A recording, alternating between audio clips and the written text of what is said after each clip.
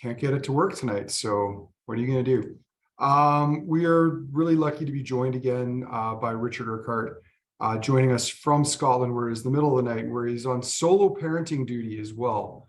It should be added, which, you know, when you got three little ones can be some work. So Richard, certainly appreciate you joining us tonight.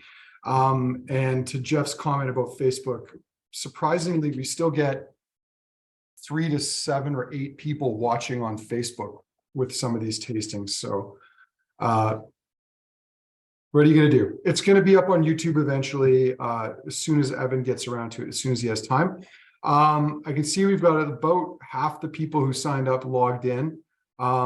Just to kill a few more minutes to see if a few stragglers join us, I'm going to quickly share some other events we have coming up. If you're in Calgary, tomorrow night, we've got Bob Baxter from Yukon Brewing and Distilling with 7 single malts. Next Thursday, also in town, is our Spring Single Malt Festival. So there's still a handful of tickets left for that. So that's coming up. And then I'm going to skip to the really new stuff because, I mean, most of you will be familiar with this stuff.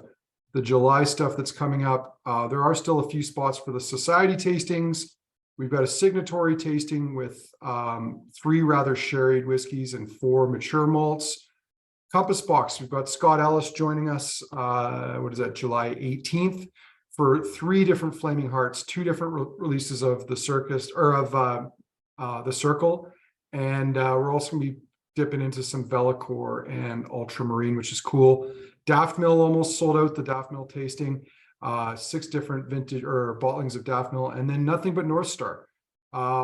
We have not yet heard from Ian Croucher whether he will join us at roughly 2 a.m. in the UK, but maybe he will. Who knows? But that's not why you're here tonight. You're here tonight to talk about Gordon MacPhail. Richard Urquhart, who's a 4th generation member of the family and who is in charge of sales and exports to North America, which means we get to see a fair bit of them either in person or over, you know, transatlantic cables. So Richard, thanks for joining us tonight. And I want to give a quick shout out before I forget to James from Authentic, who's also on the line, and James may be able to pop in and out and share some thoughts as we go here too. Authentic's always been a great partner for us, great to work with, and supports these events that we do. So thank you to James and to Authentic for that. And Richard, we've got 7 whiskeys to get into, and we don't want to keep you up all night because you're probably going to have to get up pretty early tomorrow. Or sleep in, who knows? But thanks, Andrew. It's always great to come back. And yeah, I feel North America is my second home now. I've only been back a few weeks. I'm heading back out next week as well. So I'm literally either on the screen or over in the US or Canada almost every month right now. Mm-hmm. So yeah, it's great to be back. Indeed, indeed. So the impetus for tonight's tasting is we wanted to highlight the 2 new Kensington Wine Market casks, or 2 recently arrived ones. By recently, we're talking 6 to 8 weeks now, the Glen Scotia and the Balblair. But we've also got Speymalt Macallan in the lineup, and there's slightly more than a handful of bottles of that will be made available to participants in the tasting tonight. So you'll get an email about that probably tomorrow, giving you an opportunity to put your name in. And if there's more names in than bottles, we'll do a raffle or a ballot to decide who gets to buy them. Everything we're doing tonight is Connoisseur's Choice. We're kind of starting young and then getting a little older, but it's a cool lineup tonight. So Richard, why don't we get started with Glen Elgin? Or did you want to talk about the lineup or the Connoisseur's Choice range first? Yeah, I think we could probably start there, but I guess we could have a whiskey at the same time while we talk through that. So the first up is Glen Elgin 2008. I'm just checking. I've got 2 versions here, so I might need your help, James, just to confirm exactly which one it is. If I've got it by one of my hand here or if it's one of my tasting notes. So it should be a refill bourbon barrel. Is that correct? 57.4%. Yeah, that's it. That's the one. Okay. Panicking for a second because my sales presenter said a refill sherry cask, and I've got a refill bourbon cask here. So I was a little bit worried that I had the wrong information, but all good. So yeah, so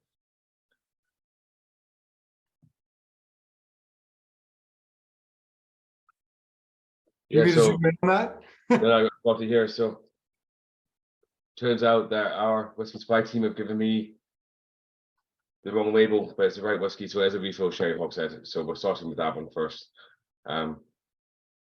So Constance Choice was a range originally founded in 1968 by my grandfather. And there's a way that we can actually bottle whiskies from distilleries. We didn't have a license to use their label. Just to kind of build on that for a little bit, when we first started bottling whiskies 128 years ago, we'd bottle under license from distilleries. So we'd actually use their own labels to bottle whiskey because distilleries weren't allowed to bottle whiskey themselves. They had to sell it to blenders and brokers and grocers to actually bottle their whiskies for them. So by 1968, the Gordon MacPhail business had been filling casks from over 100 different distilleries. We had licenses for Macallan, Mortlach, Linkwood, and many other distilleries, but we didn't have licenses for distilleries like Glen Elgin and other distilleries which we filled casks at. So Constance Choice was founded, and it's been rebranded a few times over the last kind of 50 plus years. And today it's all about single cask bottlings. So yeah, here's some of our old labels that go back to over 100 years ago. Two of our most iconic ones are the Mortlach label you can see there, the Strathyla, but also the Linkwood as well. Are probably some of our kind of most well-known ones that we do. Mm-hmm.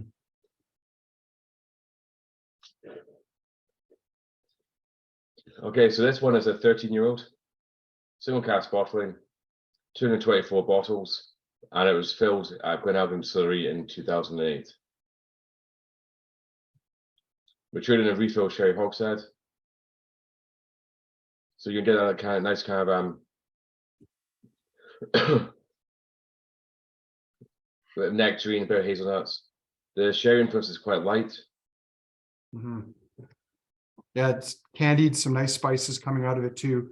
One of the things, Richard, I don't know that a lot of people appreciate, but the Connoisseur's Choice range, not all of them, but most of the bottlings now are single cask.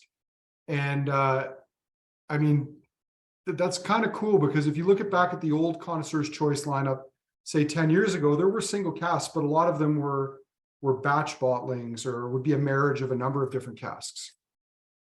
Yeah, up until let's say, I think it was about 2018, we rebranded Gordon MacPhail into this current guise we have today, and much more focused on the Gordon MacPhail name. But before that, we had about 14 different ranges to bottle whiskey under. So we had distillery labels that we just looked at. We had Constance Choice, we had MacPhail's Collection, we had Cask Strength, we had some rare olds, we had Private Collection, we had Generations, we had KWM-exclusive, KWM Reserve. There's different labels for different things, and depending on distilleries, we use got archives. And archives was a COVID-related experiment that we did, which was we couldn't get any new packaging, so we had to use what we had in the warehouse, which was the old KWM-exclusive range, and we called that the archive collection. So yeah, so we had so many different ranges that we rationalized it, and rather than having single casks and Constance Choice, well, not so much Constance Choice, under Private Collection, Cask Strength, rare olds, we now just do it under, a lot of them now under Constance Choice. And that's been a really successful move for us because the heart of our business is Constance Choice. And single cask whiskey is a great way to kind of showcase what Gordon MacPhail does. So we do about 300 releases a year now, either out worldwide or regional market, as in the whole Canada, or exclusives just for Andrew here as well. So it's a really nice way for us to show some really unique and rare whiskies. I'm just going to grab another bottle of whiskey very, very quickly. So give me 2 seconds. Go right ahead. While you're doing that, Richard, I was just going to mention that I always felt a little disappointed that we couldn't bottle a Kensington Wine Market exclusive distillery label, but totally understand why that's not possible. But we were lucky to do some old cask strength ranges back in the day, and the very first cask we ever bottled was a 1960 Strathyla 46-year-old, and I've still got the barrel end in my basement, in my I don't want to call it, it's like it's along the wall where the pool table is. Looks pretty sharp. But yeah, this Glen Elgin, man, everyone got really excited, went crazy over the Dailuaine, which we're going to get to in a little bit. But this Glen Elgin is no slouch. The palate on this has a maturity to me that goes well beyond 13 years of age. Like, it actually doesn't seem real that this is 57.4, 13 years of age, and like neither of those things seem to mash up. It is so soft. The entry on it is so silky, and it's got this depth of flavors, especially getting into almost like some tropical fruit flavors that you don't see often in a whiskey of this age. So this is another Glen Elgin. This is one of the first ones we did under the new pack. It was one of my favorite whiskies of all time. So I've never actually opened this bottle of whiskey again. I love it so much. I've kept it back in my shelf here. But you can see the color of this one is a lot darker. Obviously, it's a lot older than this one as well. So it's 20 years old. But Glen Elgin's a great spirit. It can be that lighter interest, so it gives that really nice balance. But we can use heavier sherry casks as well, and you still get very delicious results. And I'm not sure how long it's going to stay on my shelf now. I might have to open that one later to do a comparison for education, of course. James, do you have any thoughts on the Glen Elgin you want to share? Yeah, definitely. One thing I noticed, I didn't really realize how much of an appetite for Glen Elgin and how much respect the distillery has in Western Canada. You know, it was when I brought this in, you know, we kind of just left it on open order in BC and Alberta, and it disappeared very quickly with like no promotion. And even off the shelves, it just disappeared. And I think that goes to show, you know, how savvy a lot of people are, realizing that there's good deals to be had in single malts like this. But yeah, I mean, it's just a very, very well balanced, just perfectly put together whiskey.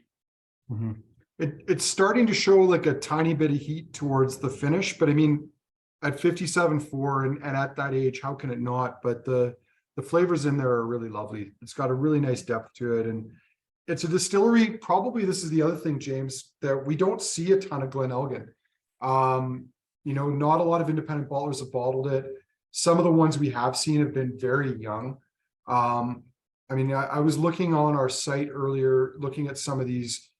I had to pull up some of them through the archive on our site, and I was looking up Glen Elgin, and it's frankly a distillery that we've not had a ton of bottlings from it. Yeah, no, in fact, the only single malt Glen Elgin that we've sold as a company previously was the Compass Box Myths and Legends #2, which was a Glen Elgin single malt. Yeah, I don't know if that came from Gordon MacPhail or not, but yeah, interesting that you don't see it that commonly. yeah. But at this moment, sorry, Richard, go ahead. No, go ahead. I'll come afterwards.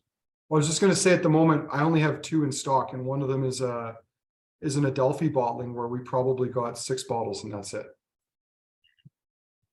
I was going to say, this is part of the reason why Gordon MacPhail introduced Costa's Choice, to allow you to try whiskey from distilleries that didn't really single malt themselves. You can find them, so it all went to blend. So we were able to offer that to the market, but at a time when single malt wasn't very popular at all. So, but for us, it's always been about offering that range of single malt whiskies. So we still have 100 different single malts in our portfolio, and Costa's Choice is a great way to bottle about. There's probably about 50 different distilleries in Costa's Choice these days. Now, is Glen Elgin a distillery that you still fill from? Yeah, it's a Diageo make. Well, that's exciting.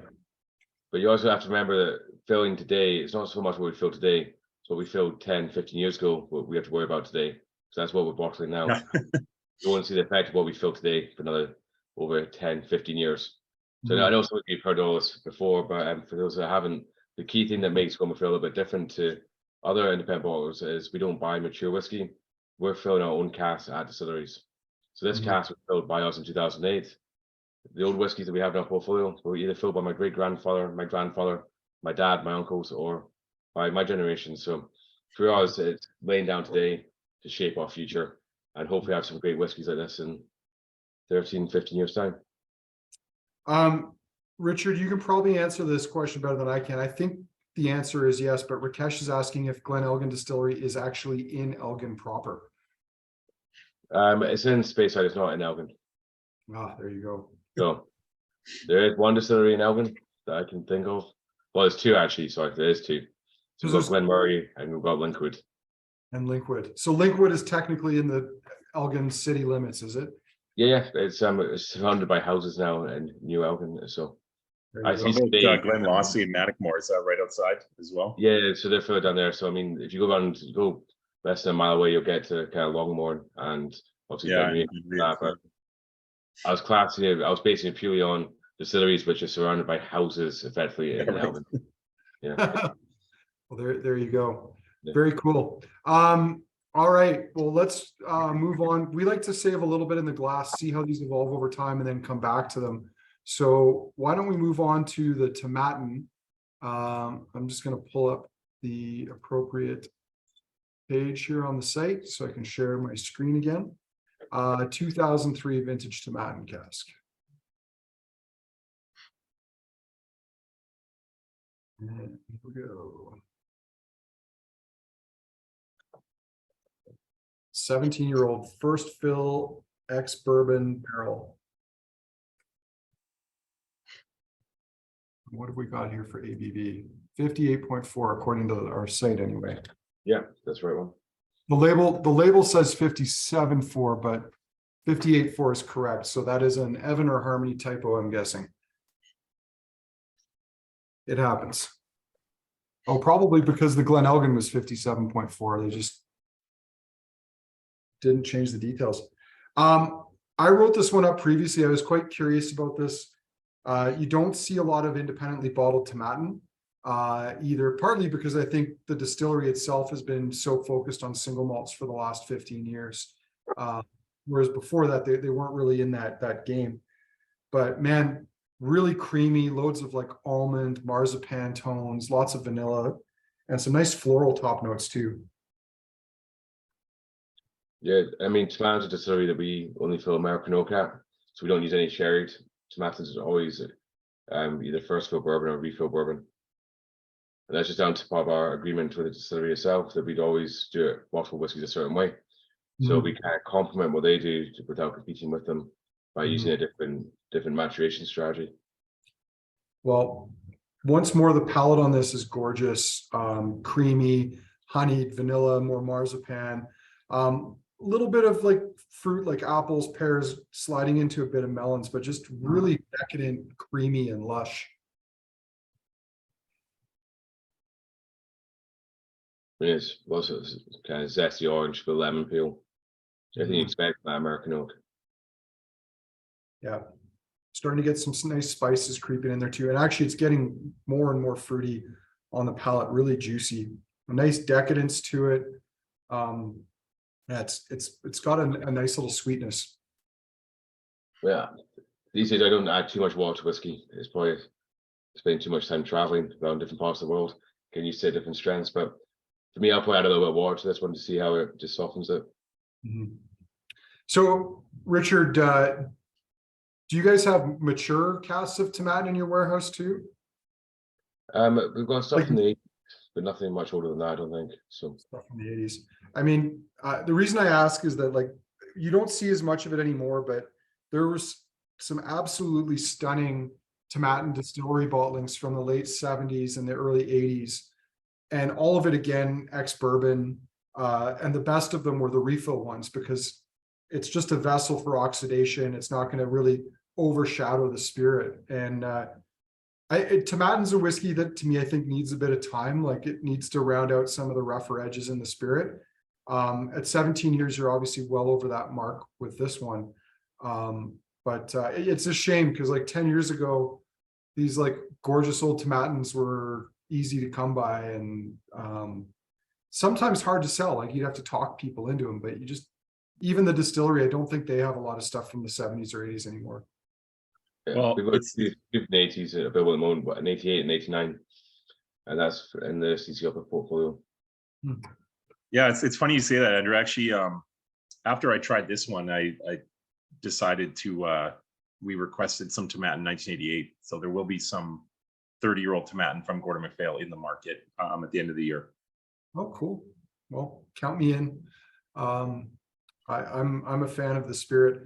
I also love, and just to throw something else out there, if you're up in the area, the distillery is really easy to get to off the A9.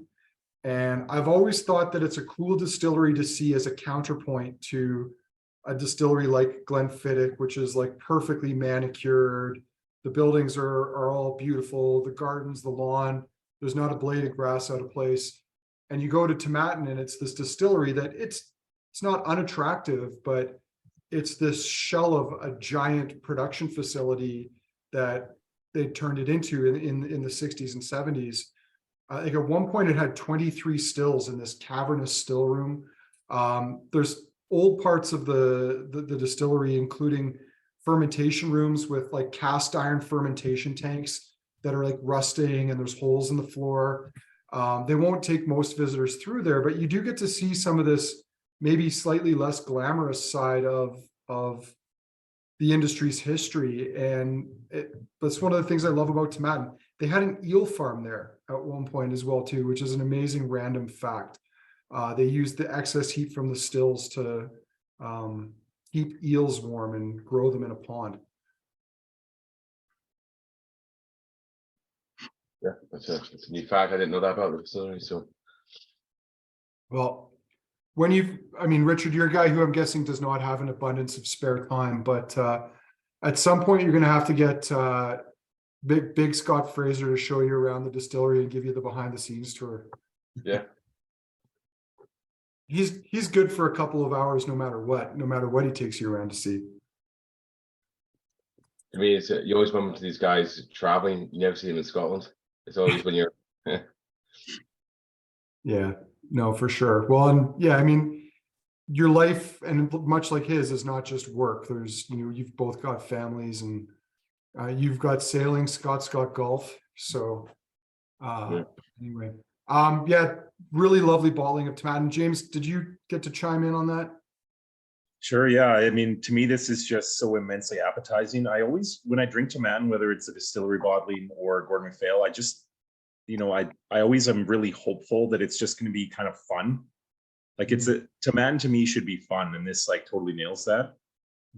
Yeah, it just really reminds me, actually, my family has a tradition where we take, I know you have stolen bread in your tasting note. We do a kind of Eastern European bread in our family that has lots of citrus zest in it. We actually put instead of putting butter or icing on it, we put whipped cream. And man, does this reminds me of that a lot. Cool.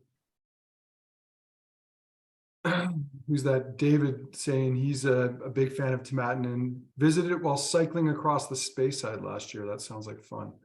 All right, very cool. Well, let's go on to the first of two Kensington Wine Market casks. This one's one that, I think when we were talking, James, Richard, and I, about casks, things we might be interested in, I think I'd thrown out there Glen Scotia with low expectations that they might actually have any or be willing to let us select one for bottling.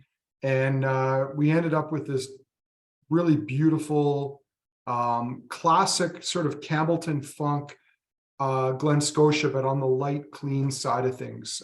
Glen Scotia can be it's almost always oily. It often, especially after 15, 20 years, gets these lovely, delicate tropical notes, but sometimes they're hard to get at because they're hidden under layers of dirtier, kind of diesel-y notes, engine oil notes, dirty engine oil. And yeah, so Glen Scotia, whether it's dirty or clean, it's a whiskey that I often love no matter what. Yeah, this was really cool to be able to bottle this refill American oak hogshead, 22-year-old. And this is only the second time we've ever been able to bottle a cask of Glen Scotia. 56.9% is the ABV on that one. Richard, do you have this one as well too? Did you? I've got them all. So nice. My colleague Kirsten, who helps support our sales in the US and Canada, I made a comment saying, no, it'd be great if I actually had the whiskies for the next event. So she got them all lined up for me. So you looked after me this time. Well, she sounds like a good person to be helping you out then. Yeah. But we only release a couple of casks of Glen Scotia a year. A couple have one's gone to the US last year, one's gone to Canada this year. But we don't have a huge amount of stock. We don't have a huge amount of Campbelltown whiskey. Well, Glen Scotia is the only one in our portfolio. And that will run out at some point. Mm-hmm. For me, yeah, I admit I was surprised to see this too, because I mean, I've never seen Loch Lomond from around this time in the Gordon MacPhail offerings, but were you filming them as well? Yeah, that's not a make we'd have. So, quite like cheesy, creamy, loads of dairy notes on this, and that's that sort of Glen Scotia, Campbellton funk character coming through. One of the things I love about Glen Scotia's from this period is I'm pretty sure this is when the guys at Springbank were actually running the distillery during their silent season.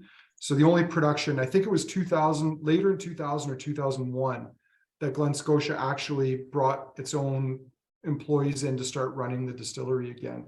But it was around that time, early 2000s. And the thing about that is the way they would have been making whiskey at that time is probably 4 to 5 days a week at most. So you end up with these really long fermentations, probably one shift a day, because this is still before the Scotch industry is recovering again and distilleries start ramping up. So the distillations would have also been very, very slow at this period of time too. They weren't in a hurry essentially to make whiskey.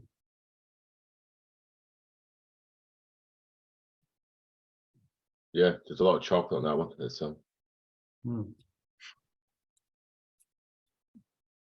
Yeah, the palate to me, you get some nice big oily tones, kind of like a nice olive oil in there. Some nice spices, salty maritime notes. There's it seems to me there might be like a little faint hint of smoke in there as well too, whether that's barrel char or actual trace peat from maybe, like a low phenolic level speck on the malt. It's hard to say, but yeah, it's beautiful. And it's starting to go tropical at the back end. It's starting to bring up those kind of pineapple mango notes as well. Yeah, there definitely is a little bit of kind of charred oak at the back there. James, do you want to share any thoughts? Yeah, I mean, this is, I kind of love the history element of this whiskey, and that you can kind of delve into. I think that, like you were telling the stories about when it reopened and the distilling regime, I think that really adds a lot of context and makes the whiskey a lot more interesting. But yeah, if someone was just getting into Campbelltown whiskey, this would be such a great entry point to give you an idea of what we're talking about when we talk about Campbelltown. So yeah, I think it's great. I have such fond memories for maybe not the correct reasons about the first time I went to Glen Scotia. Would have been 2006, and back at that time they had, I think, one employee and a manager, and that was all that they had at the distillery. They operated like on a Monday to Friday basis, and there was no one to show you around. But the guys at Springbank had a key and would just go up, and if you were visiting Springbank, the Springbank folk would take you around Glen Scotia and show you around. And at that point in the mid 2000s, the distillery itself, which is in this like tall stone building, looked like a Dickensian, like a dilapidated Dickensian tenement building. The washbacks at this period, I think they changed them in the late 2000s or early 2010s, were cast iron, and they were flaking off chunks of rust. And like everything about this distillery told me this cannot be good whiskey. I don't think I'd tried Glen Scotia at that point because it wasn't common. And the stills, like they were so rough you could strike a match on them. Like the whole place just looked sad and completely run down. But some of those kind of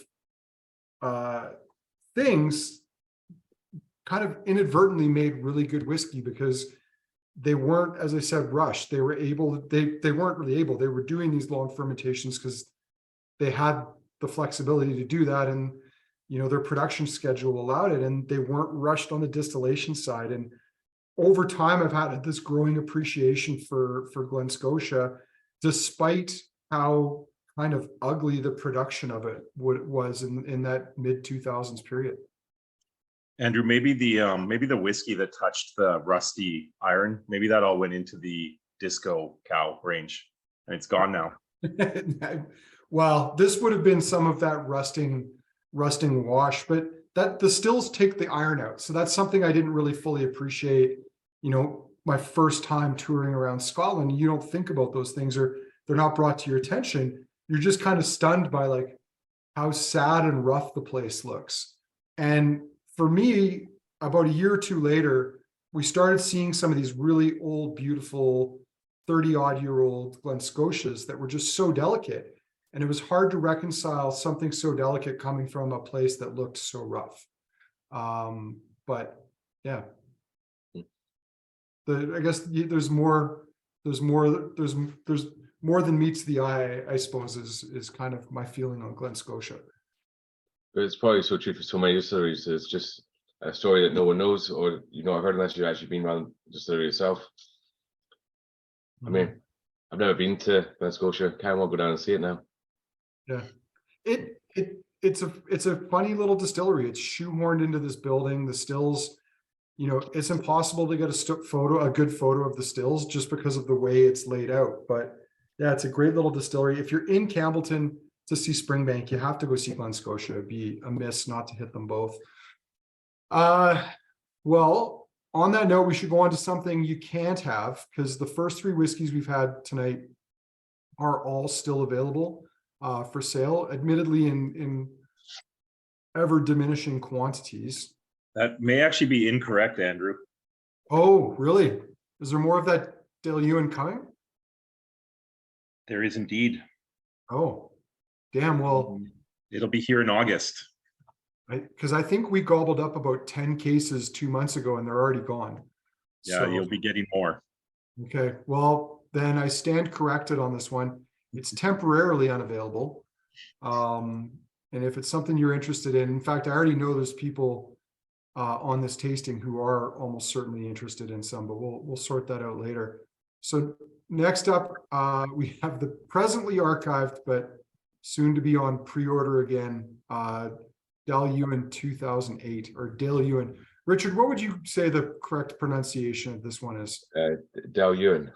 Dailuaine. So I had it right the first time. Yeah. So what here? 13 years old, first fill sherry hogshead with a really long number behind it and bottled at 59.4%. And to me, this is just a banger of a sherry cask whiskey for the price. I don't think that was on there, but I think this was like $120-ish, if I remember correctly. Yeah, I think you're correct. Yeah, 115. So, or no, that's not it. That's a different one. Sorry. So it'd be about $100 conversion, so it'd say about the 130 mark. Anyway, oh, I know why I can't find it. This will bring it up here.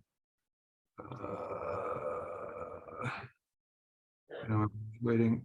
Oh no, it was 125. It was slightly more than I thought. Still, incredible value for the price.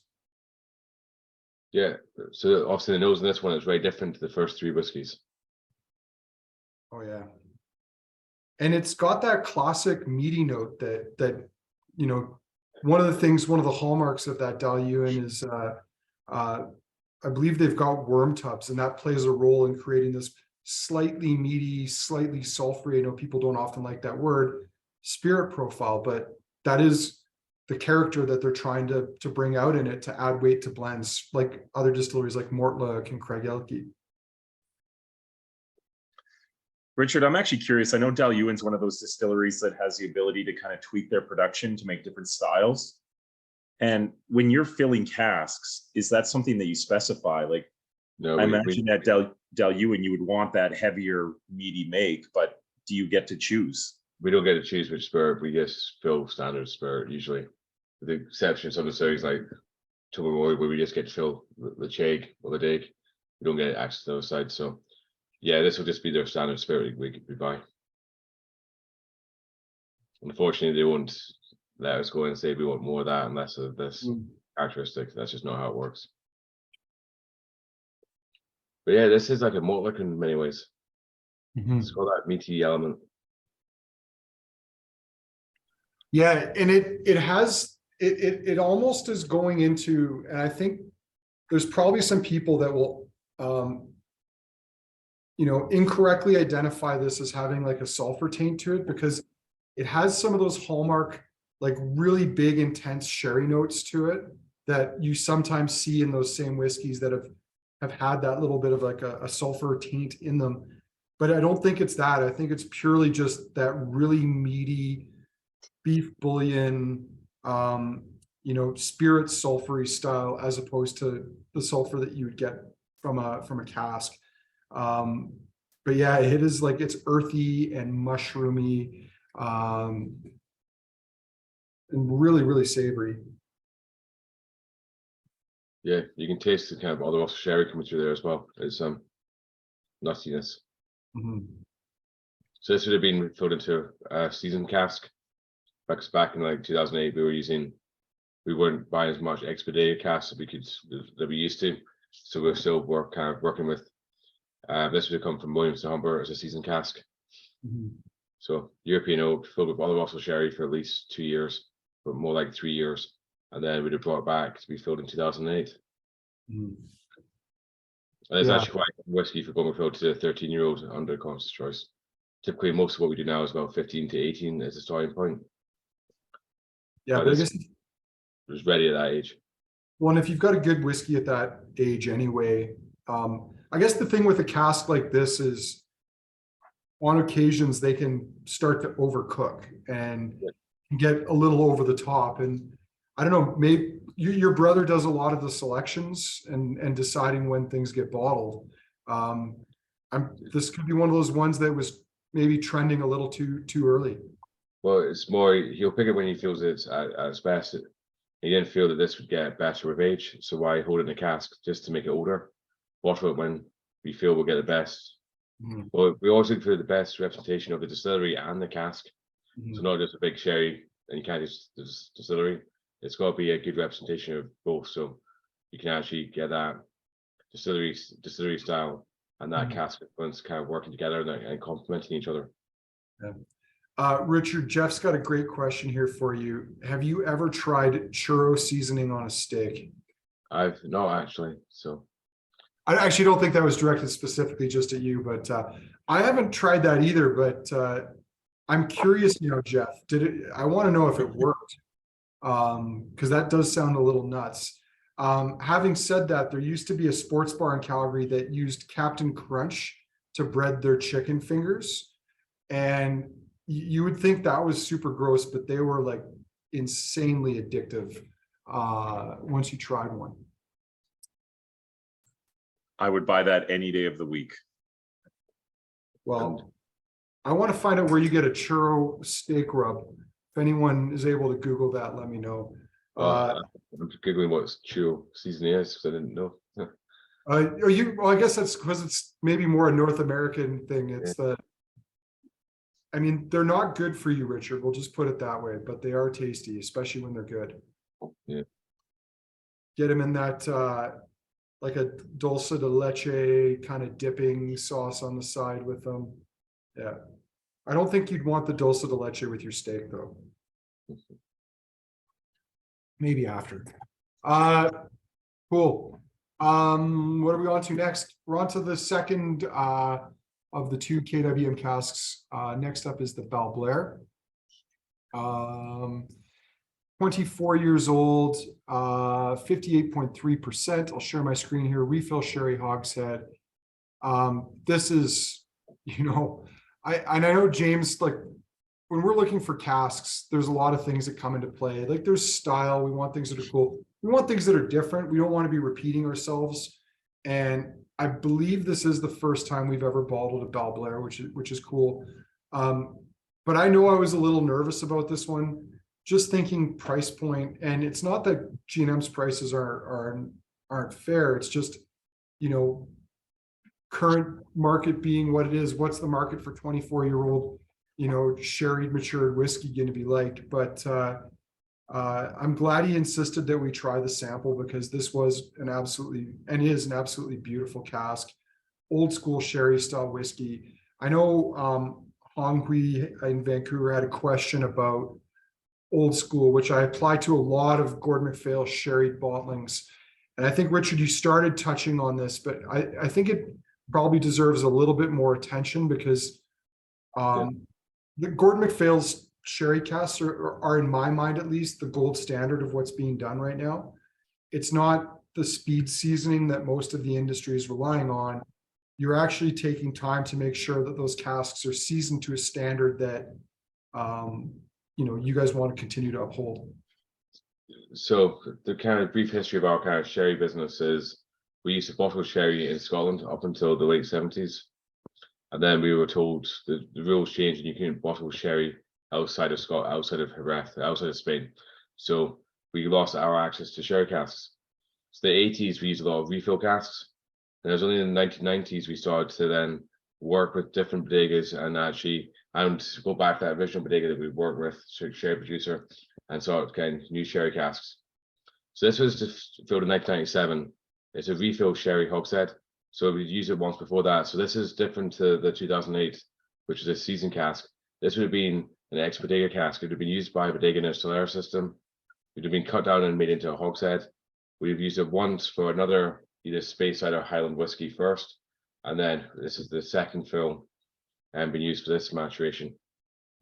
And it's when we talk about casks, we always measure not just the number of fills we use the cask for, it's also the lifespan of the cask as well. So if we do a cask which is say 80 years old as a first fill, we wouldn't use that cask again because the usable life of that cask has been used up. But this would have been maybe used for 10 years first, and then 24 years, and we wouldn't use that cask again. We'd then put it back to a local cooperage. You would either rejuvenate it and sell it on, or they would make it into garden furniture, and it'd be in someone's garden now instead. So, but this would have been, this is probably why it's a little bit of a different flavor profile to the younger Dailuaine. It doesn't have that same kind of heavy nuttiness you get from that kind of seasoned cask. It's much more subtle, that kind of sherry influence. Yeah, the sherry on this is in the direction of that like classic Christmas cake profile that you'd get in a lot of sherry cask whiskeys, like sticky toffee pudding, loads of dark fruits, but it's really balanced. I mean, it's one of the things that a lot of people I know who want big sherry, they want first fill all the time. But the danger with first fill is that you can, after 20, 30 years, start to hide the spirit a little bit. The spirit's struggling to get through those notes that they're pulling from the sherry cask. And that's not the case here. I mean, this is still really balanced, very, very elegant. I mean, for us, a simple philosophy is a good cask makes good whiskey. So using the right cask to match with the right spirit. So not all whiskey can be sherry casks. The spirit can be too light, too delicate, and the sherry cask would overpower it, and you just taste the sherry, and you wouldn't actually taste that distillery character itself. So for us, it's always about using the right cask, the right length of time, so we match spirit, oak, and time. Yeah. And we fit that into our wood policy of only using a cask a maximum twice, but also measuring the lifespan as well. So I see a question about, do we treat the cask, which has been used before to age whiskey before? No, so we wouldn't, after we use it to the first batch, we would just fill it again with something else. We wouldn't treat the cask with anything at all. The only things we'd not do, if we did an Islay whiskey, so say a Kalila, we wouldn't put a Balblair or Dailuaine into an ex-Kalila cask, because you're just going to end up giving it a smoky flavor profile. But we could take a cask that been used at Balblair first, and then fill it with Islay whiskey, because that wouldn't give it the same kind of, like, you wouldn't be tainting the whiskey that way. So yes, there's no treatment in between. Casks will be just be checked and looked over to make sure they're still in good condition, and then refilled with the next batch. Another question here that's come down, and before I just quickly ask it, for the two guys that I just saw who are joining us a little late, we're on the Balblair. We are going to go back and go through the lineup a second time. So you've got time to catch up with us, and we'll go back through the whiskeys on a final pass. Richard, Dan was asking about the ABV, and I think this is another point worth mentioning, that at least the casks that you specify are a little different than the sherry casks in one physical aspect, which is that I believe you also have you often want thicker staves. Yeah, so typically for our long-term casks, so the ones that we want to lay down today to be 80, 90, 100-year whiskies in the future, there'll be American oak rather than European oak. And we'll also specify that staves are thicker. So it's basically recreating what we call a transportation cask. So I mentioned that we actually used to bottle sherry. So we were getting access to two types of sherry cask. We were buying sherry, and it was being transported to us in a transportation cask, which is American oak sherry butt, not used for aging sherry. It was just used for transporting sherry, so made thicker, so it was more solid and didn't break. American oak, a softer influence, didn't impact the flavor profile. And those casks, turns out today, 80 years later, are amazing for these long-term kind of aging and maturation. of single malt whiskey. But then we also were getting ex-bodega casks, which were European oak typically, and they were getting much more of that. You get that much more color, it's richer, more dried fruit, nuttiness coming through there as well, spicier. So we use those casks today for a different flavor profile. Mhm. And Richard, I remember you saying recently that you still use those thicker wall, like you're still filling new ones of those thicker wall.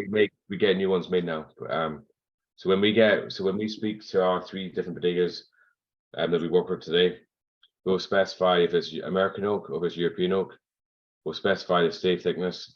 We'll specify what goes into those casks and for how long. So to give you an example, I know it's a Gordon MacPhail tasting, but our new distillery, the Cairn, which started producing last year, we had to lay down casks in Spain a couple of years before we even broke ground to build the distillery, because we couldn't just build it and hope we'd get the right quality casks. So we actually got casks laid down to be ready for when we finally could actually start producing spirit, last year. So we currently, I think, about 9,000 casks being seasoned in Spain right now. We take about 3,000 back into the company every year, and then put another 3,000 down.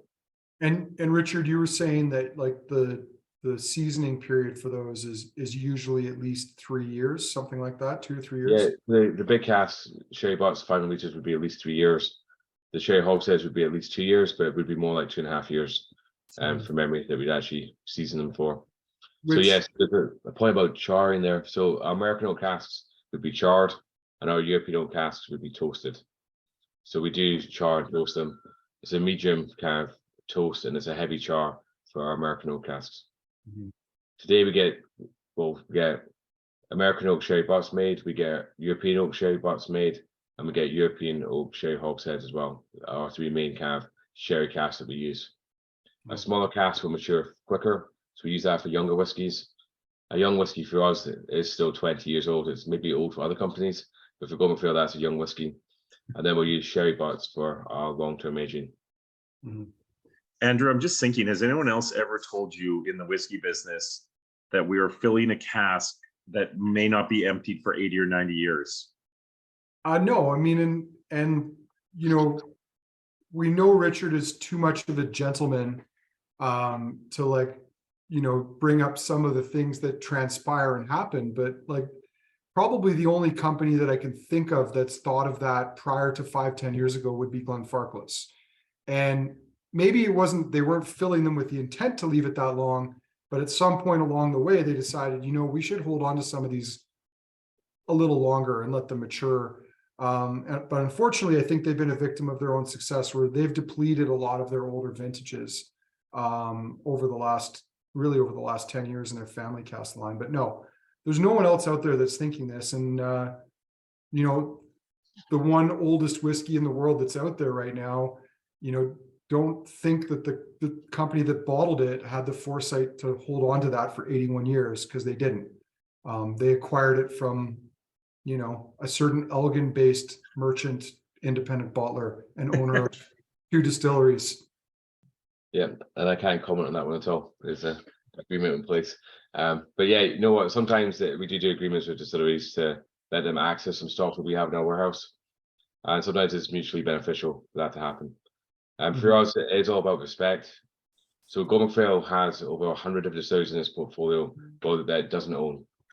So for us, we have to respect that it's other people's names on the distilleries that we're using, and we have to make sure that we're complementing but not competing with what they do. And that's very much at the back, the ethos of Gordon MacPhail. With mutual respect, complement, don't compete, and use the best casks that we can source from Spain or the US. Yeah. And that's just a philosophy that's been passed down generation to generation. Yeah. And hopefully that will continue to pass it down to the next generation if they choose to come into the business. I'm sure they will, or some of them will at some point. And Richard, again, because I know you're too much of a gentleman, I'm going to answer Rakesh's question.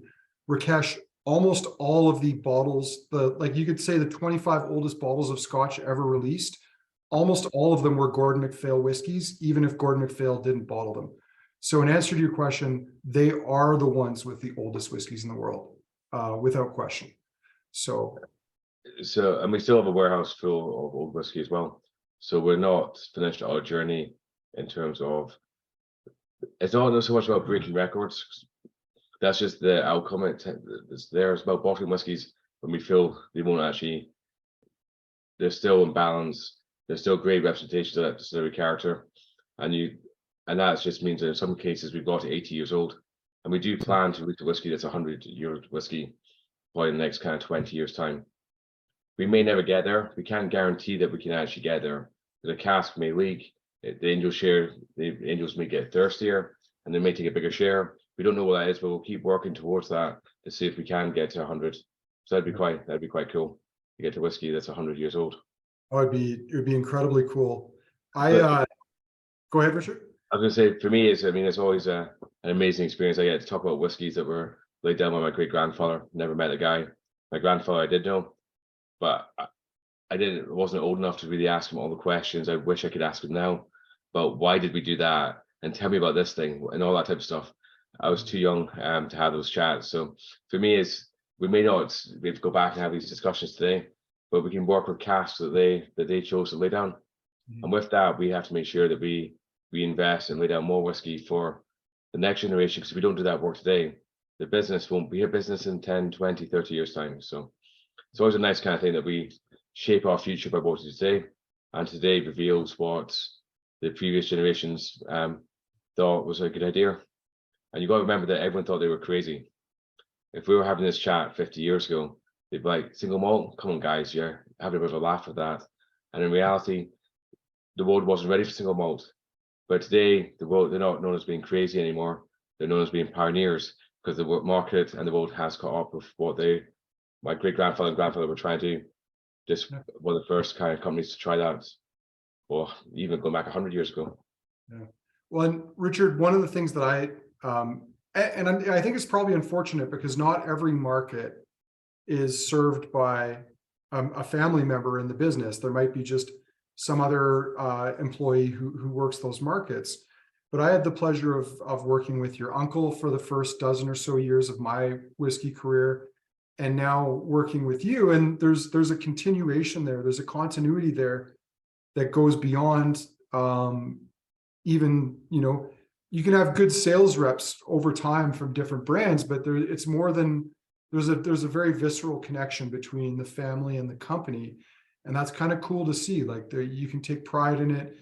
And as the family grows and generations go by, you kind of have to share that.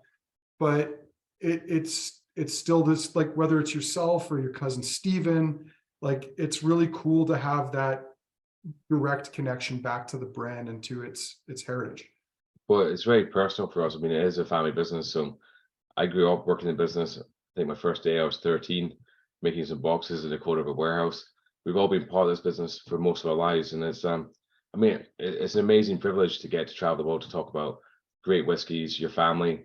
I mean, I always kind of joke around saying maybe one day I'll have to start working for a living, because it is just a great privilege to do this type of stuff and meet great people.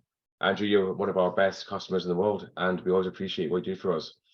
And James is one of our best kind of whiskey specialists. We've got a little joke up in our WhatsApp group about James is the greatest cask salesman in North America, because he is phenomenal about the work he's doing for us in Canada these days. So no, it's an amazing thing. So anyway. Rakesh has got a good question here, and I think it does talk to, and I know we've got two more whiskeys to go through, but this is a good moment to quickly kind of pause and talk about this, because I mean, obviously different ages and different rarities of product, the price starts to go up.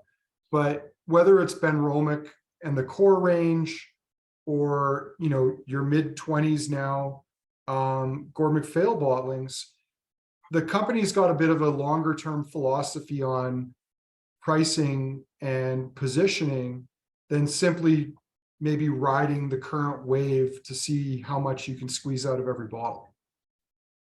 I mean, there's some releases where we do look at more about what competitor activity you're doing, and we have to do that at certain age profiles. But we always try and make sure the pricing makes sense. It's not just about trying to maximize the return. It is just about trying to offer the right price to the right products. And hopefully we get that right more than we get it wrong. Well, I think you do, and I think that's kind of Rakesh's point in his question, and it's a good one. And you go back and look at one of the founding principles of the company was to offer a good quality product. I think the phrasing is at a popular price. Yeah, so offers beer product at a popular price. Yeah, and so it's something to keep, and I think a family business maybe has a different perspective on this than just a large corporation, which is, you want to ensure that your customers that you've spent a long time and a lot of effort building are going to be there for the next generation to continue serving. And, if you push the envelope on certain things too far, you're risking that future consumer by doing so. Yeah. And I think, especially with the younger single malts, the under 20-year-old stuff, I think that's a big risk that a lot of the industry is facing right now. And some companies like yours, like Springbank, even though they have virtually nothing to sell, and even Glenfarclas and those have been very conservative about adjusting the prices on their mainline products. Yeah, it's well, for us it's about long-term relationships, making sure it's not about it's not trying to make a quick exit. It's not like sell it all now and walk away. It is about trying to build it, keep building for the future. I saw a question about Tamdu. Yeah, we do bottle Tamdu. We used to do tons of 8-year-old Tamdus under MacPhail's question. Today is a conscious choice. We did a really nice kind of refill sherry hogshead for that's Sorry nice. to flex a little bit, but I got a 71 40-year-old Tamdu that's on the way out. We've got a 50-year-old Tamdu that's going to a European market this year as well. We did a 1996 for a customer in Chicago last year. So yeah, so Tamdu, a bit like the old series, we don't do the same series every year, but we will have Tamdus coming out every now and again, from either like 20 to up to say 50 years old. Andrew, do you still have any of that 1991 Tamdu still kicking around? The 91, that's a good question. Let me quickly get an answer for you. I don't think so, but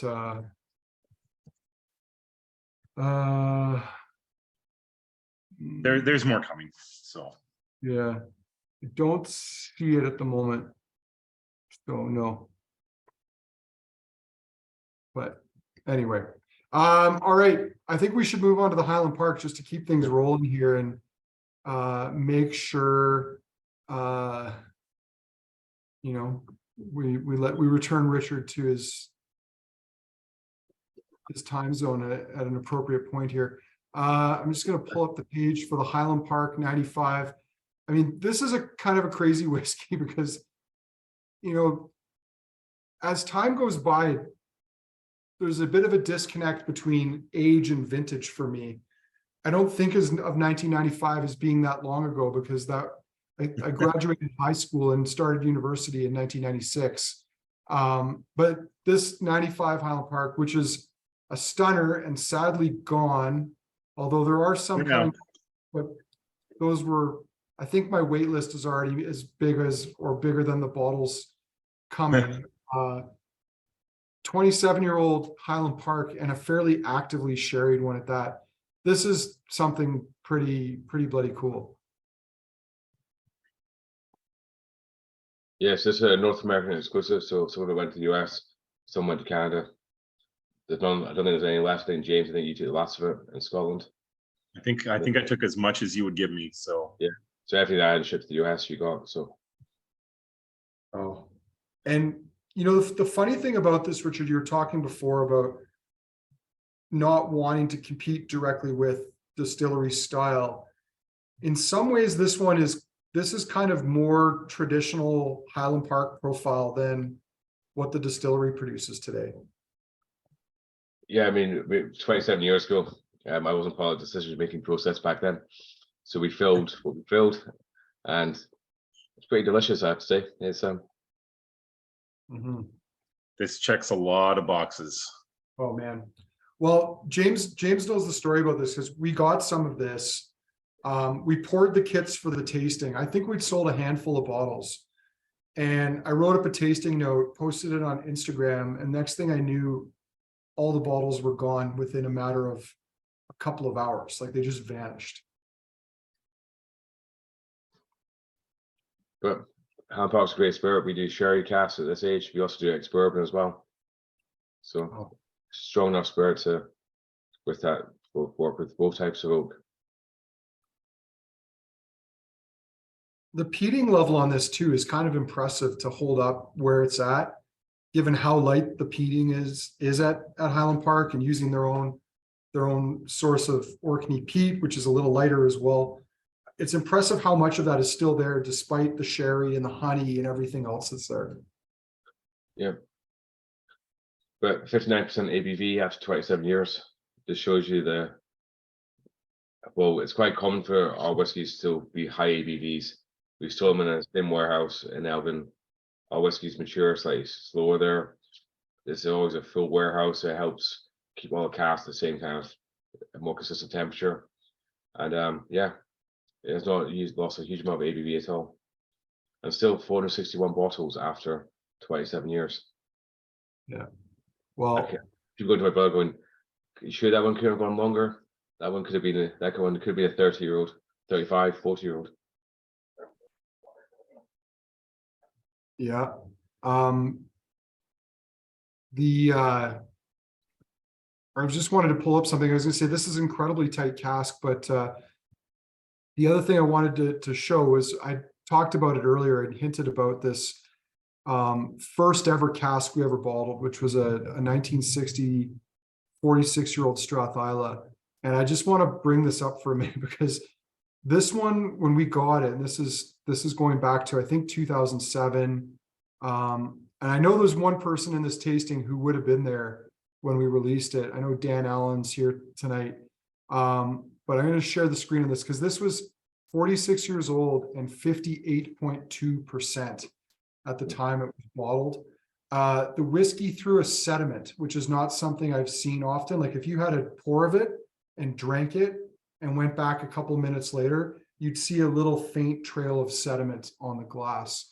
And yeah, again, it was a different time. I think we sold this at the time for $550 a bottle, which by today's standards is just insane.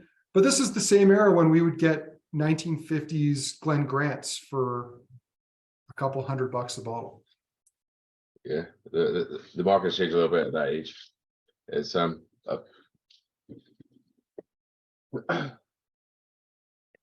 I keep collecting these bottles, so some of our old MacPhail's labels. When we couldn't actually bottle some distilleries we couldn't mention the distillery name, so we came up with this brand back in 1983. But I know what's in some of these ones, and it's incredibly good value what you get for buying these ones. So this is a 23-year-old from 1964, and it was about £80 because less value because no one knows what's in it. But if you know what's in it, it's actually great value, amazing value. Oh, look at this. Dan's pulled up his, what have we got there, Dan? Oh, the Strathisla 40s. Yeah.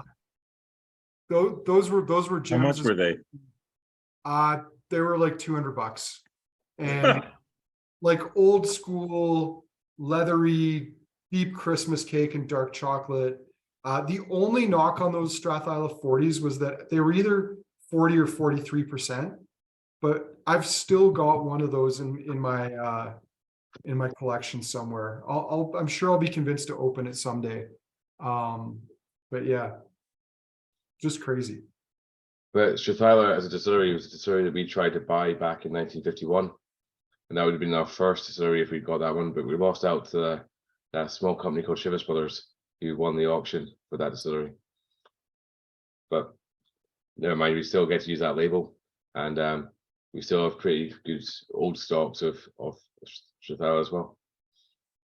So I saw Dan had a question as well about Benrumach somewhere. So I think, Dan, you're asking, does GM acquire Benrumach or do we leave it there? So Benrumach is actually our main cask warehousing site now. So we have more warehouses there than we use just for Benrumach. We use it for the Cairn, our new distillery. And we also have a big rat warehouse now for Gordon MacPhail as well. Reason being is that the Gordon MacPhail warehouse it's got too much value in it now for our insurance company to actually insure it. So we actually have to move casks out now and spread the risk because it's they don't like insuring something that's got so much in one place. And we actually just bottled in 1982 Benromach, which is the first time we'd bottled Benromach under the Gordon MacPhail name for over 30 years. And that was something that's coming out later this year. So that was a Burgundy cask. So we did 5 different single casks for 5 different markets around the world. Cool. Sounds like another virtual tasting brewing, Andrew. It Well, could be. Well, we did that. Yeah, we did that in Ontario, where we did a Benromach 40-year-old and Benromach 1982 39-year-old. So the Benromach release, it's the same. It's still Gordon MacPhail casks, but one had been in Burgundy, one had been in sherry. You got a chance to see how it was different. Very cool. All right, let's move on to the Macallan, the Speymalt Macallan, the darkest of the whiskeys in our lineup tonight. Now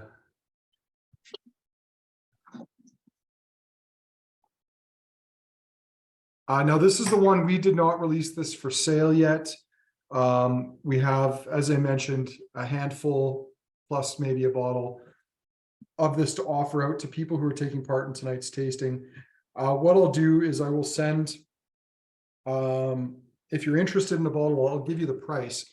But if you're interested in one, we'll do a raffle, or if the numbers work out, it'll be a straight sale. But we don't have many of these is the point, and 83 people registered for the tasting tonight. So everyone will get the same offer. The price on this, I should give you in advance, $365, it looks like. And this is a 2000 vintage, Speymalt. So Richard, maybe tell us a little bit about the Speymalt range, and then we can talk about and taste this cask.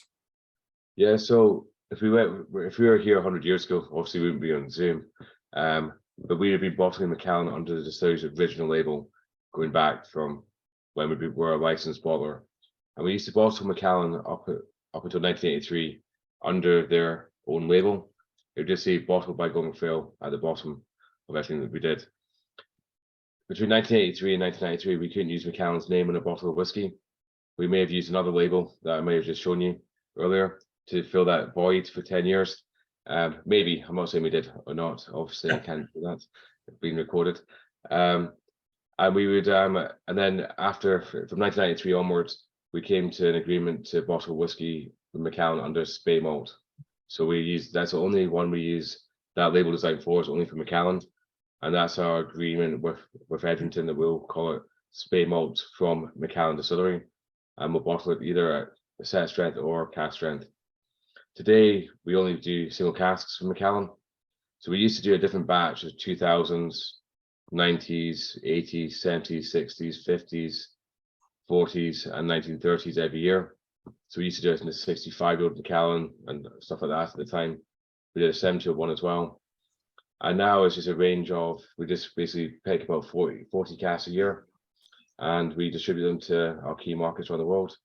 And yeah, they're just first fill sherried Macallans, which taste pretty good. And yeah. Well, let's get in there. I'll put that one into the chat too, for those who want to have a quick look at it. I mean, we'll put things in perspective here for a moment. 18-year-old sherry cask Macallan. So the sherry oak, not the double cask. I think the current. I think it's 21, isn't it? What's that? I think it might be 21. No, this one is, but I'm talking about the OB for a second. The okay, right. Sherry oak. We were just looking because we'd sold the bottle we had a little while ago, and we're looking to see whether we could get another. The current going retail price for an 18-year-old 43% Macallan is now $800+. I think it might even be closer to $850, which is frankly a little bit crazy. So I mean, these are just such good value by comparison. I mean, it's crazy. I saw a 25-year-old in the US a few weeks ago. It was $3,000 a bottle. We just looked at, and actually, I think I might have the 25 in stock right now.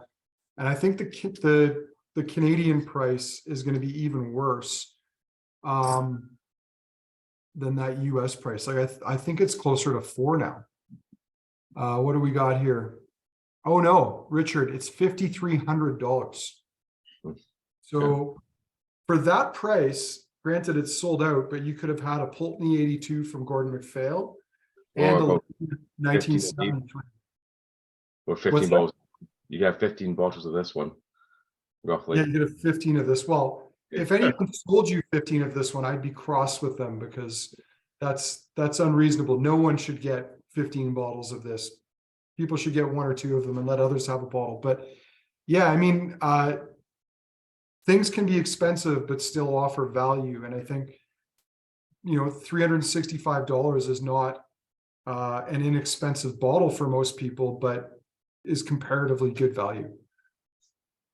But I mean, the quality of this whiskey is, I mean, Macallan's a great distillery. They make great spirits, the biggest single malt whiskey brand in the world. So there's a lot of positive vibes about what Macallan do. And yeah, this is their spirit, but it's been in our casks for just over 20 years. And that's where the flavor comes from. So for us, it's how we can respect the distillery, complement, we all compete, but make sure we get the right flavor profile we're looking for. And first of all, sherry Macallan is pretty delicious, I have to say. Yeah. 2 quick comments here. One of the guys in the tasting was asking about someone bought them the tasting kit. How do they get in on it? I'm going to send the email out, as I said, probably tomorrow. There'll be a couple of days to reply to it. If you bought a tasting kit for somebody else, just forward them the email and they can be entered. I do check the aggregate list to make sure that people actually did take part in the tasting, because these bottles are not being offered to anybody else. But you'll get an email tomorrow with an opportunity to opt in for a chance to buy one of these. The other comment, Sammy, I saw that about that 82 is calling. Richard, I think it was a week ago Tuesday, we sampled that 82 Pulteney. Yeah. And it was in a big lineup of big sherried heavy hitters: Milton Duff, Glen Talkers, Glen Bergie, Linkwood and Macallan, or not Macallan, Linkwood and Mortlake. And that 82 stole the show. Sadly, in wake of that tasting, it was rather popular and is now sold out. So we don't have any more coming. Oh, is there? But is that the new one or is that the same one? It's good. We took the last 4 cases of the same one. So Richard popped up a little bit more for us.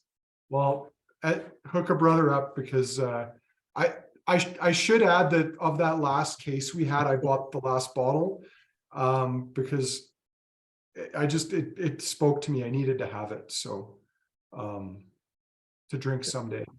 And then it's about 10 cases of the next one, whenever that's ready as well. But later in the year. Richard, I should let you know, with the Speymalt, we have a new person working our front desk. And of course, our company shares an office with our close personal friends at Chardon Hobbs. And, they, of course, represent the Sazerac portfolio, which is Pappy Van Winkle and the BTAC collection. And she told me the other day that we now get more phone calls for Speymalt than we get for Pappy at our front desk, which I thought you would appreciate that. Yeah. So, but we've got healthy stocks in Macallan, so there'll be another 40 casks released next year, 40 casks released the year after that, for the next kind of decade. So there's plenty more opportunity to get some casks. Yeah, so that's a 19, is that a 73? Yeah. And that's so if you look at that bottle there, it's slightly different to the new ones. It's got a red ribbon down the front.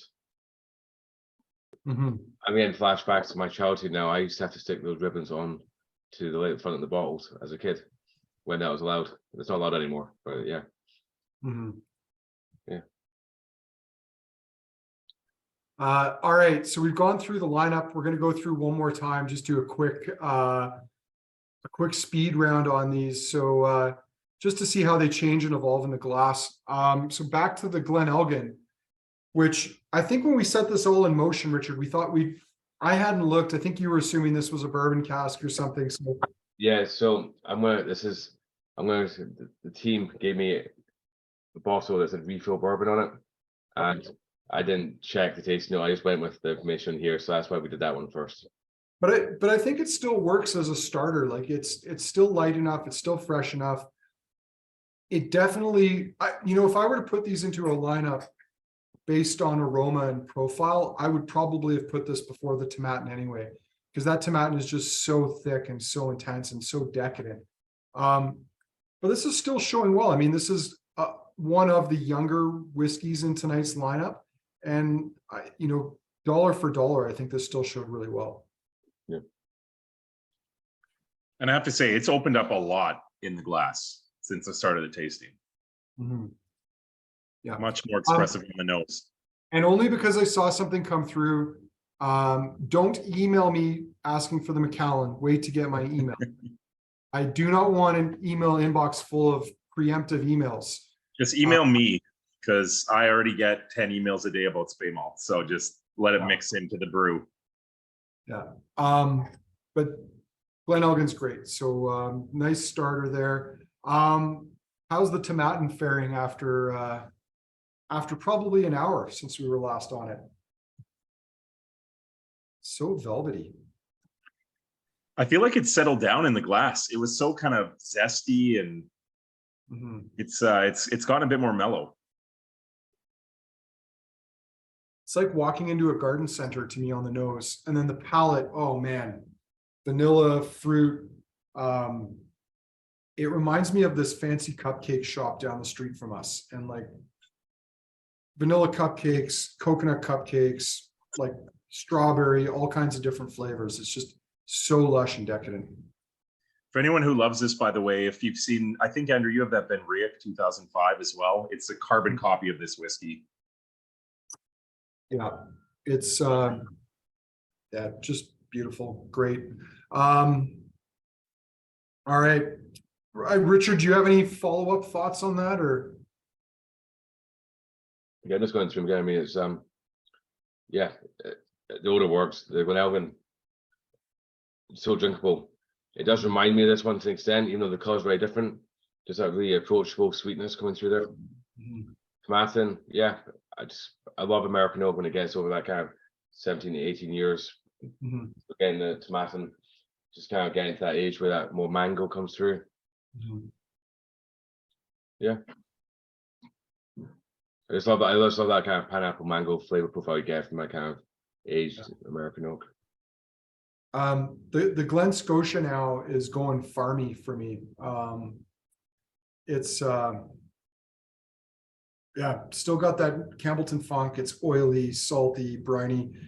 There's like these faint fruits, these faint tropical fruits underneath it, but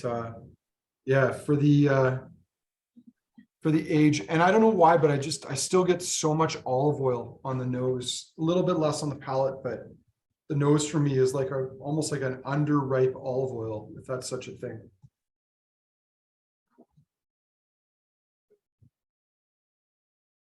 Yeah. Power of suggestion. I get that now as well.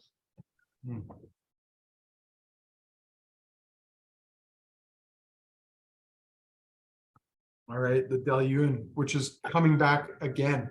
I think this is its second rebirth, James, because we sold out of it and then you got more. And then something I've noticed about all these releases is the demand spikes usually at the exact moment that it goes out of stock. I mean, I guess you know all about that.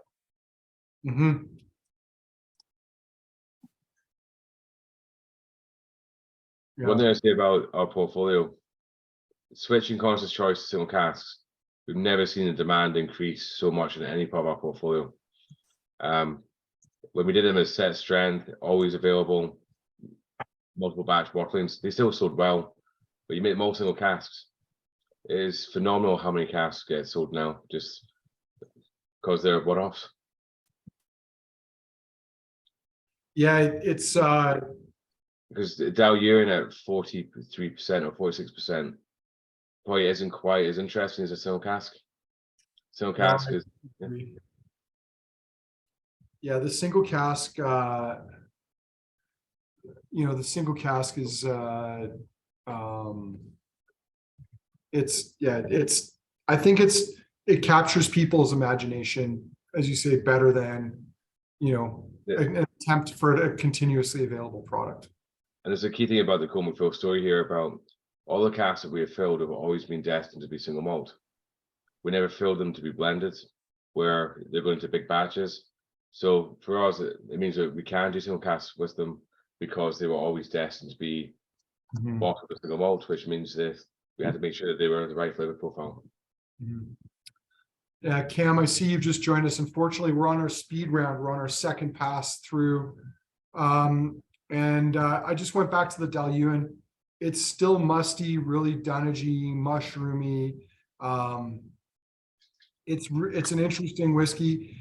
I think it was one of those ones that was a good malt for people that wanted like a young, vigorous sherried malt, but not over the top.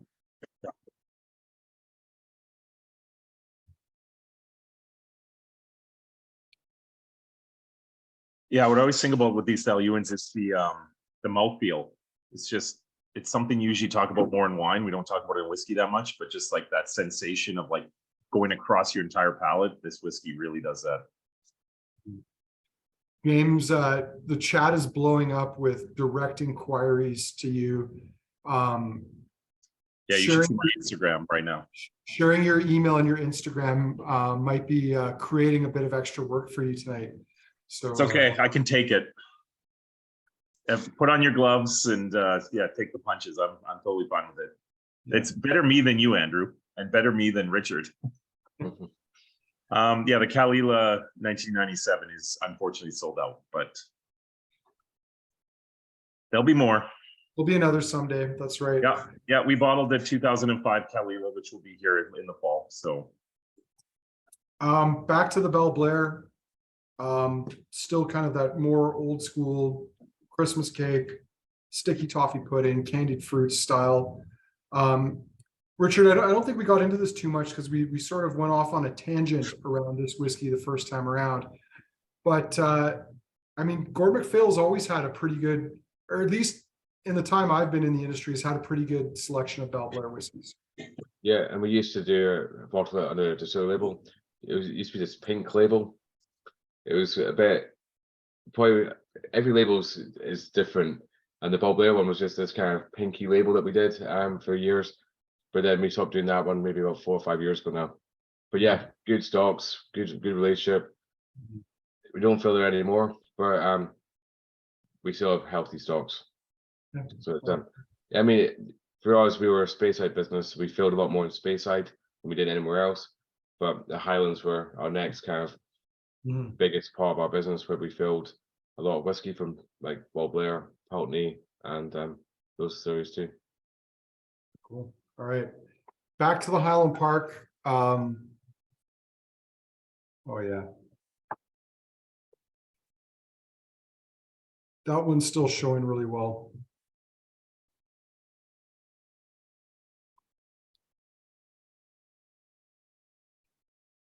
Oh man, it's so buttery on the palate. It's really fresh. Yeah, that's a very pretty malt. For the longest time, I think Highland Park was probably one of my favorite distilleries, and it's one where I feel like it's the distillery bottlings have suffered in recent years. I don't think they show as well as they used to. And my brother and I used to drink a bottle of the 18-year-old every year at Christmas. And it's not quite the same whiskey, but this is reminding me of what whiskeys like the old 25-year-olds that came in the wooden box, the black ones with the buckle and the weird top used to taste like. And I just adored those whiskeys. So yeah, bringing back some nostalgic feelings about Highland Park for me. But if you take what Gordon MacPhail's trying to achieve, that kind of balance between spirit and oak, you can taste that kind of little bit of smokiness, a little saltiness, and you taste a sherry influence, but it complements each other. It's in balance. It's not just one flavor overpowering each other. This is a great kind of example of what we're trying to achieve. So after 27 years, it's not overpowered by the cask. it's not underpowered by the cask either. It's all about the spirit. You get a nice kind of balance coming through there. All right. Final whiskey, going back to the Macallan one last time.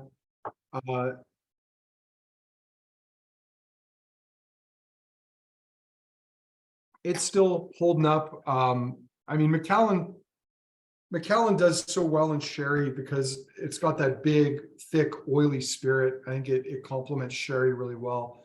And this is kind of what you want. This is the Highland Park that the Macallan that we used to see back in the, I want to say the 2000s and the very first few years of the 2010s, and then it disappeared for the longest time, and it's back now, although priced out of most people's reach. This is that old school style of Macallan to me, and it's really cool to be able to taste that. Reminiscent of those old 18s, but at cask strength, obviously, and much more intense. So one thing we have as a business, we have a library of samples. So we have a library of samples from casks we have bottled going back to the 1930s. We have samples from casks we haven't bottled yet. So what that means is we can go back in time to see how whiskey has changed, how maturation has worked and evolved, how regionality has changed, how distillery character has changed. I always remember doing a tasting with Glen Elgin, and it was so Alan Winchester led it, and he was kind of going through. So that whiskey is before we changed the stills from direct fire to indirect. That's when we still used worm tubs, not copper condensers, and you could actually go through and see how the distillery had been modernized over time. And that's what this library gives us, is the ability to go back and say, how does this taste against whiskies from the 1960s or 50s? Mm-hmm. I think, yeah. So I think for us, I think every distillery does a great job. We're not trying to say we're better at any means than anyone else. We just make the best whiskies we can and let everyone decide if we're good enough or not. And that'll be decided by if people buy the whiskies ultimately, and they come back and buy more whiskies. Mm-hmm. So for us, I mean, for us at Macallan, typically for us historically was always sherried. We do some American oak Macallan casks, but majority is first fill sherry. And yeah, I think it works really well. Mm-hmm. Very cool. All right, I'm going to trigger the poll now. I got to do it twice. Evan set it up, but he only set it up once. So in order, we'll close this off in about 2 minutes and then do a second favorite. So you get to vote for one whiskey, but you have 2 minutes because, as I said, I am sensitive and conscious of the fact that Richard's going to need what they call a long lie tomorrow. And his kids probably aren't going to give him one. I've got 3 different activities to do tomorrow, from a swimming competition to kids' party, and get my daughter, 2-year-old, to my brother for them to look after him. I do all that stuff. So yeah, it's going to be a fun day. I'm going to need one night to relax. Yeah, you are. You're going to need a night off to recover from all that. All right, so we're about halfway through there. I know James has had to wander off for a moment. Richard, maybe because we've already done first favorite, we'll save second. If you had to pick one whiskey from tonight's lineup and say, that's my favorite whiskey in tonight's lineup, which one would it be? Oh, it's hard. It's like asking me to pick my favorite child now. You know what? I think the Highland Park for me was amazing. But you know what? I think the Balblair as well. I don't get the opportunity to drink that much Balblair these days, and so I'm gonna go with the Balblair. Nice. Okay, James, have you got a first favorite? Yeah, I mean it's hard to go away from that Highland Park, but probably the sleeper for me would be that Tomatin. Yeah, just so much flavor, just jam packed. Loved it. Carnival. It's a party whiskey. Yeah. I'm the inverse of Richard, and I think it's because I've tasted and sampled the Balblair many times since we got it in, and I like it, and I think it's a great whiskey. But the Highland Park, that's something I don't get to taste very often anymore, like old, mature sherry cask Highland Park. And so I've done about 5 events with it in the US in the last kind of 6 weeks. So I'm very used to drinking that one, which is probably why I'm quite liking something a bit different. It's For nice. sure. So That makes perfect sense to me. Well, I'm going to end the first round of voting and share the results here so everybody can see them. The Speymalt Macallan took it first round. That doesn't entirely surprise me. Highland Park number 2, Tomatin number 3, Balblair number 4. So not surprised by that at all. So we're gonna re-trigger that poll. So this time you're voting for your second favorite whiskey in tonight's lineup. And you know, while they're doing that, I'll just quickly comment on the Macallan. I think it's a great Macallan. I think it's a great whiskey. Part of me wonders how much of that is just the allure of like 21-year-old heavily sherried Macallan, because I liked it, but for my taste, I don't think it even would have been in my top 3. And the reason I say that is just that it is what it is. It's a big, rich, almost over the top sherried Macallan, whereas the Balblair, the Highland Park, the Tomatin, even the Glen Elgin and the Glen Scotia, for me, all have got like they've got personalities that go outside of just the wood. But I guess that's my own little bias creeping in there. So, sorry, actually, James, I'll start with you this time. Second Yeah, I was going favorite. to say, Andrew, I can imagine if we'd been pouring the Alberta cask of Speymalt, you might have been more partial to it. That 55.5% one was, yeah, it was a little bit more kind of on the earthier side and a little bit more textural. This one was candy, the 57% one. But yeah, it's a fun lineup. I mean, I guess what I'm struck by is just, you know, the range in the tasting tonight. That's exciting. So Yeah. another thing I'll say is that I'm sure you've experienced this too, and I know it's a controversial subject, but that Balblair really, really, really deserves to have air and to follow it over a period of months and not days, because it really does open up over time, as much as any whiskey I've experienced in the last few months. Yeah, no, for sure. But putting you on the spot, second favorite whiskey. The Tomatin. Cool. Richard? Dailuaine 2008. Dailuaine, nice. I chose that cask as a regional release, and I just found something just really nice about it. A young sherried whiskey. It's got a lot more complexity than some of our younger whiskeys, and yeah, just really enjoy it. Yeah, great bang for buck as well. And before I share mine and the results, please stop emailing me asking to be included in the Speymalt ballot. I said I would email you all tomorrow.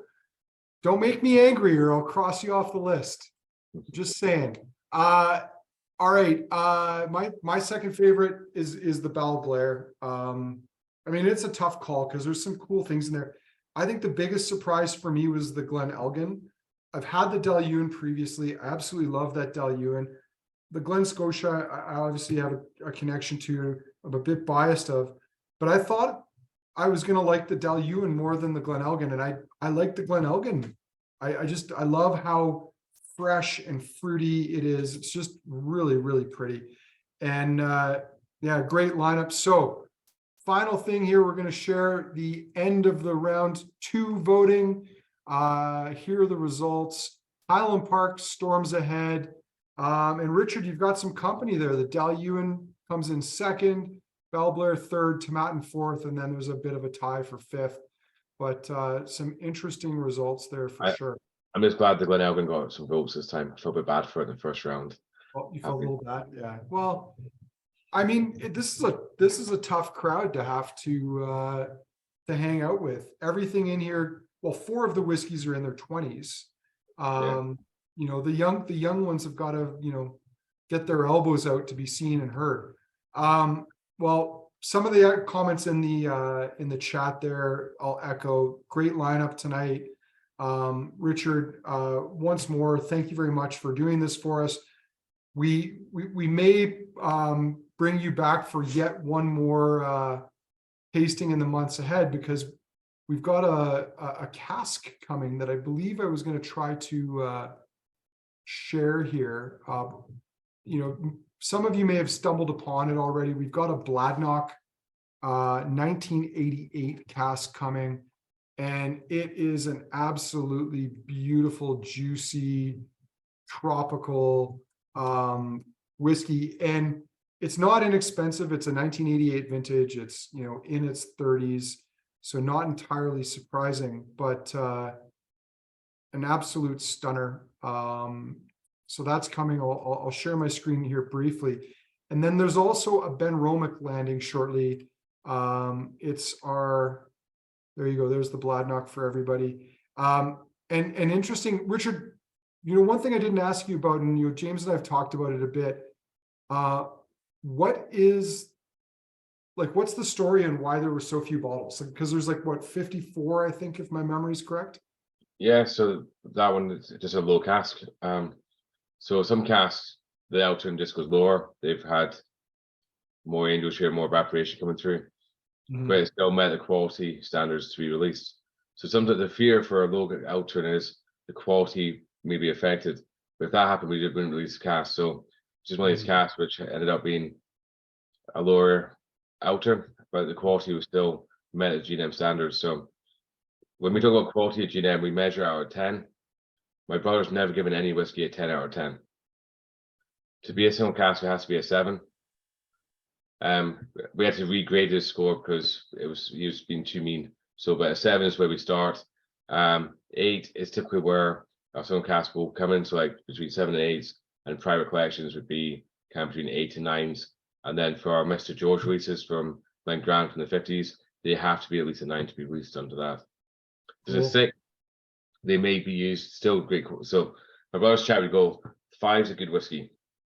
And you say you can't tell someone that 5's a good whiskey because 5 is like half wrong. I mean, it doesn't work, but he's basing a 5 is his starting point. Doesn't meet the distillery character, no defective compounds or flavor profiles coming through, and that's a 5. So a 6 can be used in a batch release, a 7 can be used as a single cask, 8 can be used for private collection and so on from there as well. So it's that's the way he grades it. So even though that Bladnoch had a low outturn, it's still it was sort of, I know it's over a 7 because it was bottled. Probably more towards like 7.5, 8. So Richard, the Bladnoch is in an elite company of KWM casks where I agreed to have the sample, but I'm in my mind, I'm like, there's no way in hell I'm going to bottle this because the price or whatever. And we tried it. I was like, I thought the same thing. I thought that about the Balblair. Yeah. So anyway, the Bladnoch's gorgeous. We're going to do a tasting with it when it comes, along with 2003, I think, if I remember correctly, Ben Romick cask. That's 2002. And night and day different from the last cask that we bottled. But very cool. Yeah. Well, Richard, I was just gonna say, I'd love to come back. Really enjoy these. So always thank you again for having me come and talk. It's always great to see you and everybody else on the screen. So thank you all for being here and listening to some of our stories and hopefully enjoying our whiskies. And yeah, Andrew, thanks again as always. Well, Richard, right back at you. You know, I know it's fun to do these, but it's difficult to do them at a late hour. So I really appreciate that. Look forward to seeing you at some point in person. I'm gonna get to meet Kristen in about 10 days or so. So I'm looking forward to that. When James, are you leaving on Friday? I'll send you an email just see if I can get a chance to catch because I'm flying back the day you leave. I'm leaving at like 8 o'clock, I think, Friday night. So okay. 9, so I may get a chance to see you. So that'd be good to catch up. Yeah. Okay. Well, gentlemen, a pleasure. Richard, huge thank you to yourself, to Gordon MacPhail. Big thanks to James and Authentic Wine and Spirits as well. And a thank you to all of you for taking part in tonight's tasting. We'll talk soon. Have a good night, everybody. Lunch. Good night.